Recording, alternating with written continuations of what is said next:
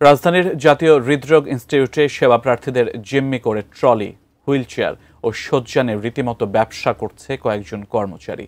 ওয়ার্ডের ভেতরেই প্রকাশ্যে টাকা লেনদেন চললেও হাসপাতাল কর্তৃপক্ষ উদাসীন। বিস্তারিত আসাদ ভুঁইয়ার অনুসন্ধানে। হৃদরোগের চিকিৎসায় দেশের একমাত্র সরকারি বিশেষায়িত হাসপাতাল জাতীয় হৃদরোগ ইনস্টিটিউট। এই হাসপাতালে সারা দেশ থেকে প্রতিদিন হাজারো রোগী ছুটে আসেন সাশ্রয়ী মূল্যে চিকিৎসা সেবা নিতে।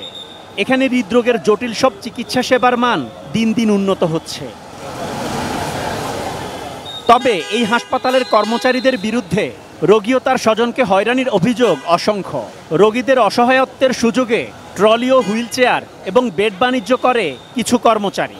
মুমূর্ষু রোগী দেখলেই নাকি তাদের চাহিদা বেড়ে যায়। ট্রলি পাওয়ানোর পরে আম্মুরও বহাইছি, বহানোর পরে এখন কইতেছে আর কি যে এইটাতে করে যদি নিতে হয় তাইলে আমাকে বকশিস দেওয়া লাগবে। কয় টাকা বকশিস?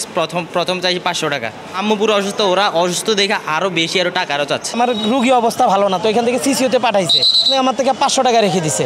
ঘুষের টাকা না দিলে বেড থেকে মুমূর্ষু রোগীকে মেঝেতে নামিয়ে দেওয়ার অভিযোগও করছেন স্বজনরা। বেডে রাখলে তারা নামায় দেয় যে না, এই জায়গায় টাকা না দেওয়া পর্যন্ত এই জায়গায় উঠতে পারবো না। অনেক চিল্লাচিল্লি করে, যে সব ধরনের ভাষা করে ওগুলো বলার বাহিরে। সবার কাছ থেকে নিচে 500 টাকা করে। ভীষণ এসি নিয়ে এলো মানি ব্যাক গ্যারান্টি অফার। 1 মাস ব্যবহার করে সন্তুষ্ট না হলে সম্পূর্ণ টাকা ফেরত। সাধারণ বেডের পাশাপাশি ভাড়া বেডের সুবিধাও রয়েছে জাতীয় হৃদরোগ ইনস্টিটিউটে। অভিযোগ আছে, ব্যাংকে টাকা জমা দেওয়ার কথা থাকলেও অতিরিক্ত বেড ভাড়া আদায় করতে ওয়ার্ড বয়ের দায়িত্বে থাকা ব্যক্তিরাই আদায় করেন ভাড়া। অভিযোগের সত্যতা যাচাই করতে গিয়ে দেখা যায় ওয়ার্ডে বসে রোগীর স্বজনদের কাছ থেকে প্রকাশ্যে বাড়তি টাকা আদায় করছে তারা। আর আমরা তো জুনিয়র, ওনারা যেভাবে বলবে আমরা সেভাবে করব। এই টাকাগুলো নেওয়ার জন্য সিনিয়ররাই নির্দেশ দিয়েছে। জি।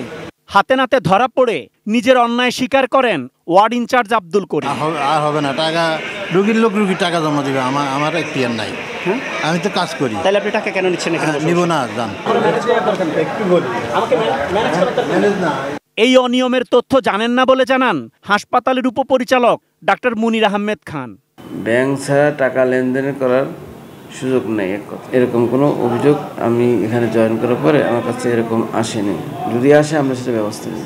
এই হাসপাতাল থেকে চিকিৎসা নিয়ে সুস্থ হওয়ার পরেও কর্মচারীদের হয়রানির তিক্ত অভিজ্ঞতা নিয়ে বাড়ি ফেরেন অনেক সেবাগ্রহীতা।